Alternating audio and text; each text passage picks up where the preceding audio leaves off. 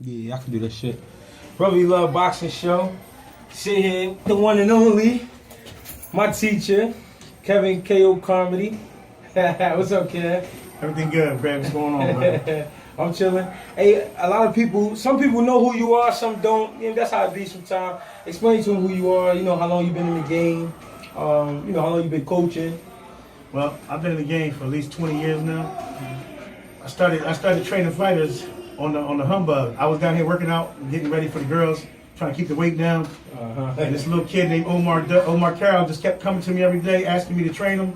I tell him to beat it, come back 2 days later, tell him to beat it. For 3 weeks, finally I said, come on, young boy, and I started training him. And after that, it was just open season. Damn. So Omar Carroll, I know Omar. I grew up with Omar. Yeah. So, all right, but let's give him a little more information about yourself. When did you start boxing yourself? Well, we started boxing, and I'm from uptown Mount Airy. Yeah. We started boxing under the spotlights. The guys from Wiseworth used to come down. We fight underneath the spotlights, and I was trashing people, so I figured this is good for me. And then shortly after, I went to the Marine Corps, boxing in the Marine Corps, and then, you know, I came home and followed it up. So who was your trainer once you came home? When I came home, I met George James. We really clicked right off the bat. He was a little too aggressive for me. I just got the Marine Corps. I wasn't about aggression. So I went down to South Philly, and I met Jimmy Arthur. Oh. And Jimmy Arthur had one of the best teams out, so we clicked pretty good. He's a good teacher, and I wanted to learn. Yeah. Now, would you say a lot of Jimmy Arthur's style, you know, blended in with your style of coaching? Yeah, Jimmy Arthur teach you the ABCs all the way down to the Z. Everything is fundamentally correct. Steps with the hands, hands with the steps. But me, I like the slip game, and I also, the slip game helps you when you don't have power. You can make up for power by slipping and catching the guy off the counter. Now, how many fighters you working with now currently? Well, we got about, you know, on and off. If they all came at the same time, it's probably about 17. But you get guys in there, you know how that goes. You can get guys in and out. But I got a core of maybe, we just came from Atlantic City for it. We got a core of about 6 guys that fight regularly on a regular basis. Okay. And not to mention Dave Gonzalez, a professional, 8-0. Okay. Dave, he only 8-0? I thought he had more fights than that. Well, he got 2 draws, but you know. Oh, all right. Early in his career. Oh yeah, Dave was a good, strong fighter, 140 pounds too, man. So how do you think Dave fares up at 140 pounds against, let's say, local competition? Well, local competition, I think Dave fares up well. The thing with Dave is, Dave's not easy to hit, and Dave, he got cracked. So usually when Dave fights, people back up. He's not getting anybody coming forward. They say, why you don't have more knockouts? Because guys are fighting in retreat. So, you know. Now, like I said earlier, you was my coach. People know that now. Coming up, I say from the age of 15 to about 19. And one thing I learned from you, when we watch tape, you would make me watch, you just, not just to watch the fight, you know what I mean? You didn't teach me just to watch the fight, you told me to watch how to watch a person's body. You know what I'm saying? You feel like is that an important part of boxing, watching tape and, you know, going over things with your fighters? Well, see, the thing about watching tapes is like I was watching the fight with my guy Nuggets fight. Nugget fought the other day, and when he watched the tape, he could see the mistakes. Here's Nugget here. Let me introduce you to Nugget. Yeah. It's the golden child, the golden Nugget. Yeah. He's currently one of my best little fighters. He puts that work in. And we watched the tape the other day, and he's seen his mistakes. So the more we talked about it, the more he understood. The more he talked about it, the more he understood what he was doing wrong. Right. So you know, we got one of my sisters sneaking in here. You know, he gonna get his time. He's a rapper. He get a lot of time with me. All right. So the tape definitely works, Grizz. When you used to watch tapes, you can see. Sometimes you need to hear from somebody else. If I say step back right hand, and you say, okay, that's what Mayweather's doing. He's making the ring short, and then you get to pick up what I'm teaching. Right. So, because I thought that was real important with my eyes in the ring. It helped my knowledge, learning how to watch tape. You know what I mean? So I thought that was one of the important things you passed to me. Now, how many fighters would you say you work with in your life? Like, how crazy is it in Philly? Like, how many fighters do you come across? I come across a lot of fighters.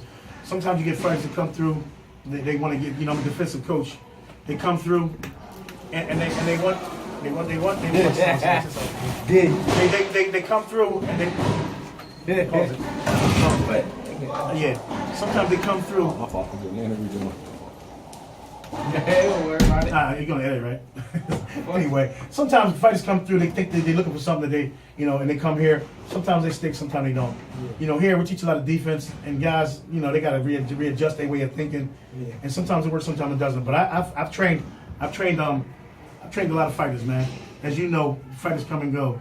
Yeah. If you get 20 fighters walk in, sometimes you're lucky if 2 stay. And the fact that we're at a recreation center, people come through here all the time. If 10 fighters come, you're lucky if you keep 2. Yeah. And it's a big turnover. But the thing about the recreation center is you have an opportunity to build fighters because the turnover is so great. Right. Now, would you say Philadelphia is probably the best place to be a coach, or just period, come to learn how to fight, or to get work? You know what I mean? Well, yeah, Philadelphia is definitely the best place to get work. I go other places and they say we don't get no work. We only got 3 gyms in our town, whereas though we can get work every day. I might have to leave the gym. You know, some people come through, come get work. We don't have to even leave. We don't have to leave the gun shop. Yeah. But you know, the best work is in Philly, but sometimes Philly don't show enough Philly love. Yeah. And Philly is on the map these days with these fighters. Yeah. Even our bad fighters are better than. And I shouldn't even say bad fighters. Our fighters with not the best records, such as yourself, Grizz. Yeah. They know when they strap up with you, they gonna get it. Yeah, it's gonna be something. Win or lose, you come to fight. I feel like that's the reputation with the city, and it's always been that way. You know what I mean? Because it's just tough walking around these streets. You can't walk around the streets without being able to fight. You know definitely. A woman will pick on you. You see 2 kids on the blocks in Philly. You see 2 kids great fighting Philly. You see them square up. It ain't a whole bunch. It's not a whole bunch of wrestling and carrying on. Usually they'll let you get a fair one. As soon as you start grabbing, that's when the bum rush comes. So Philly is known to get fair ones, head on up fight. We start off boxing. Yeah. Now, also coming up in the amateurs, we had, of course, you. To me, go ahead, Dave. To me, you gonna always be one of the best coaches because you taught me a lot. But at the time, I remember being in the gym. I was young. I was a novice class fighter, but I remember being around. It would say, Brother Nazim, and he had 4 national champs. And then you say Bozy. Bozy had a few pros over there, and he had a few great amateur fighters. And then you say Moses. And you say Fred Jenkins Senior. And then all these fighters. Somehow you always seem to stick out, though. You know what I'm saying? You always had a good bunch, even though you was up against some great trainers. Right. How did you keep your composure? Like, how did you keep yourself together and say, I'm one of the best? Well, see, the thing with me was, I always thought I was the best. I still think I'm the best. The thing is, you're only as good as your last fighter, according to them. But when you see a guy like Brother Nazim and Bozy, they put out good talent. So you see the talent they put out. Hurts. You got Marvin Johnson. Marvin Schuler. You see the talent they put out. The talent I put out, everybody know. Everybody on my squad. Hassan, Keenan Smith, Ribbit. You got Greg. You got Little Kev. You got Nugget. You got B-Dot. You got DJ Amir. Avery, and then you know what I mean. Don't forget 2 guns. And don't forget 2 guns. Because when it was all said and done, people can say what they are. But when you see a guy putting out the same type of fighters all the time with defense, with slick skills, and outclassing people, I had 3 national champs in one squad. I had Donald Smith, Keenan Smith, and Hassan Young, and then stagger here and there, crime scene. We had a bunch of guys that could fight, and that's why I think I'm one of the top fighters because if 3 trainers. Any 3 trainers you give me young Grizz, and they take young Grizz, my version gonna come out better. That's just the way I feel. All right. Now, being from, like you said, we come up in the recreation system, where a lot of kids come through here. You've seen a lot of fighters, or also lost a lot of fighters to the streets. I remember when you was coaching me, everybody on the team was being raised by their mother. And so you was the only one raising your son. How is it when you raise a guy up and then lose him to the streets? Like, well, as me personally, it happens so much you start getting numb to it. I mean, it still hurts, but you bring somebody up the streets, get them, coaches get them, people in their ear. It's 1,000 reasons to lose fighters. Now I train for the love of the game because if you're trying to get rich in this game, it's a crapshoot. You just got to keep doing what you do for the love of the game, and then when it happens, it happens. You lose guys for different reasons. Some guys. Nobody's guaranteed tomorrow. So when the fighters come through, you do your best, and if they stay, they stay. If they don't, ain't nothing you can do about it because I don't expect nobody to be a champion until they become a champion. See, when you start thinking somebody's going to be a champion, next you know he out there selling drugs, he get booked for beating up somebody or do whatever. It don't hurt as much when you already prepare yourself knowing that this guy, I'm going to make him the best I can, and whatever happens after that happens, You can't look for money in this game. Yeah. I think love is all you need. Learning the business. Like the song say, love is all you need. Young guns is all you need. YG. Yo, with YG for life. Yeah. I ain't gonna never change up. That was my squad. Yeah. It's always gonna be my squad. That's why you say the best for last. I'm here, folks. You know, when it's all said and done, Greg got love for the gunshot because this is where it all went down. Yeah. We build fighters down here. A lot of shit, man. A lot of schooling, a lot of one-on-one. That's right. I mean, with the fighters, like not just one-on-one with the fighter and coach, but I felt like a lot of times we was showing each other things. Yeah. I mean, because we'd be so deep in here. Right. It'd be And hard we for treat each other like family. It wasn't just fighting. We had a lot of love for each other as people. Yeah. And that's why it worked out good with us. We hung together. Yeah. We gambled together. We did whatever we did. You know what I mean? It was all love. Now, outside of your squad and Philadelphia, who are some of your favorite fighters in the game? Period. Right now. Right now? Yeah, give me like the top 5, 10. I don't care. Okay, let's go. Out of Philly? Out of Philly. I'm gonna tell you my top 5. I guess Mooga might want to tell you his top 5, but right now my top 5. Yeah. If I had to go top 5 pros, It's pro game. I think David Gonzalez is my number 1. Of course, you can say your own. Okay, so I'm gonna go with Julian Williams next. I said outside of Philly. Oh, outside of Philly. Yeah, I'm talking about go. You can go Okay, Russia. It don't matter. What's Spence?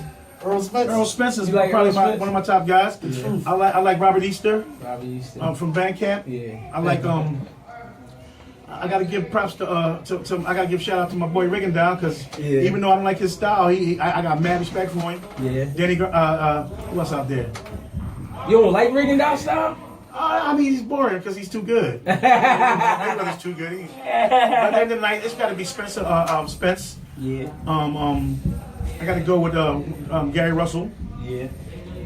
Robert Easter. Yeah. Oh, you said him already. I know. I'm just recapping.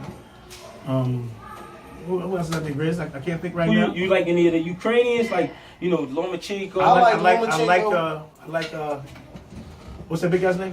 Oh, Kovalev? Yeah, I like Kovalov. Mm-hmm. Oh, yeah. What about Luis Ortiz, that heavyweight Cuban southpaw? Oh, the one before. No, I like Deontay Wilder. I mean, Oh, you people. go with Wilder? I gotta Yeah. go with Wilder because he big and strong, and when the shit hit the fan, he'll fight you. Yeah, and he is He's gonna be hard to fight. He's exciting, but Ortiz is definitely a up and coming fighter. He should be a champ one day. Yeah. That'd be a great super fight. But now, give me your favorite fighter all the time. Favorite fighter of all time? Yeah. It's the Hitman, Tommy Hearns. Yeah, why? Because either you gonna get hit or he gonna get hit. But usually when he hits you, you gonna